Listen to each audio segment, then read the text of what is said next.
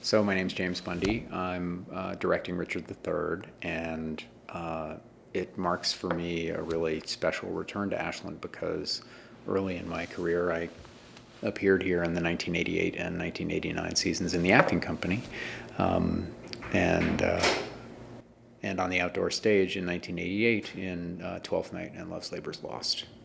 Um, and I have known Bill Rausch for almost 30 years, and we worked together for several seasons at Cornerstone Theatre Company, and we've been close colleagues ever since. He's directed several productions at Great Lakes Theatre Festival, where I was artistic director, and also at Yale Repertory Theatre while I've been artistic director there. So we go back a long way. I think the thing about Richard III that makes him such a timeless, stage-worthy character is that he's a character who we recognize as emerging from a period of history in which people all over England were striving for power, and not personal power, but the kind of absolute power that a monarch has, and families really, families wanted that power for themselves, or they wanted to be on the side of the power. And so the play emerges from a kind of history that we see reenacted all over the world, but with a special kind of urgency because in the way that all great plays are about people who behave badly, nobody behaves worse than Richard III, and that he's a man who's sometimes naked, sometimes masked ambition for the crown is a mirror of our greatest ambitions that we may or may not reveal to people in public. And so his ability to want what he wants and go after it no matter what the consequences are is not unlike that part of us that hungers for more for us. And his ability to implicitly welcome the audience into his world of greed and actually celebrate it right in front of them is a kind of transformative power that makes it both horrifying and completely entertaining. And it's that ability that I think Shakespeare, above all playwrights, has to identify both what is human and horrific in our own experience that is the foundation of tragedy. I'm coming to this play having just worked on Hamlet. And a lot of people would argue that that in Richard III, which he wrote before Hamlet, he was actually trying something out that he did later, and to even more spectacular effect in Hamlet.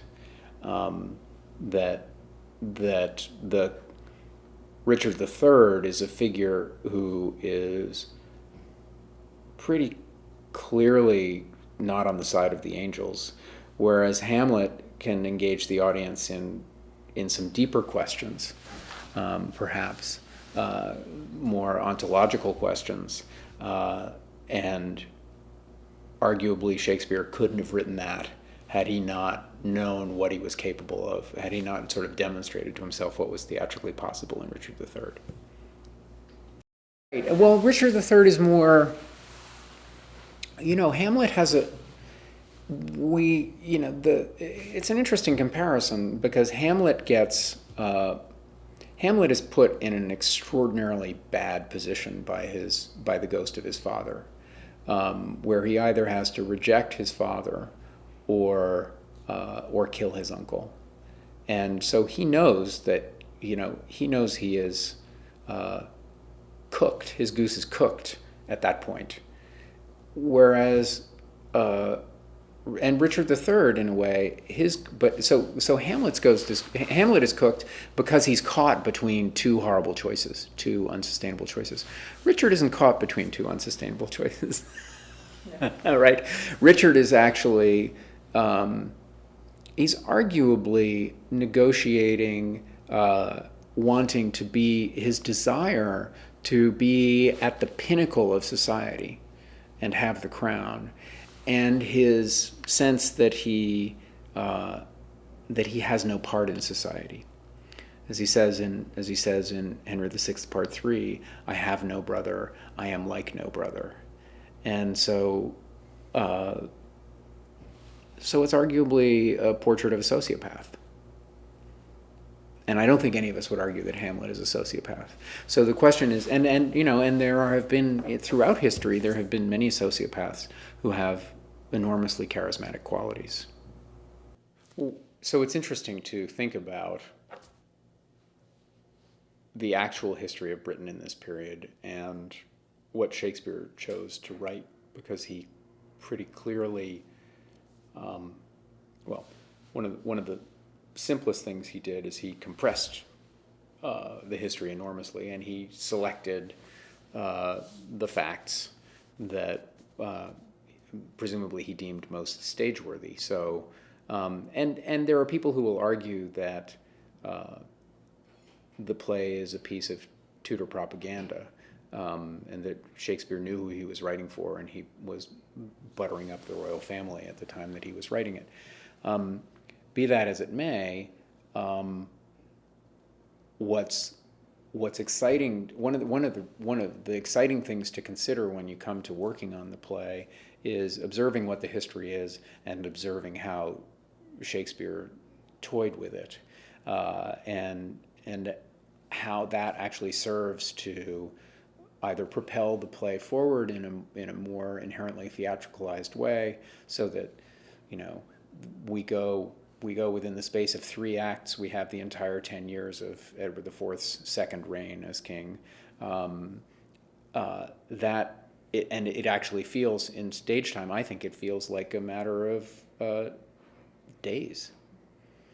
And so so he was clearly looking for a kind of a drive and a kind of compression of time that would actually, I think, bring the most out of the characters, to place them in circumstances where the pressure was on them to get the crown now.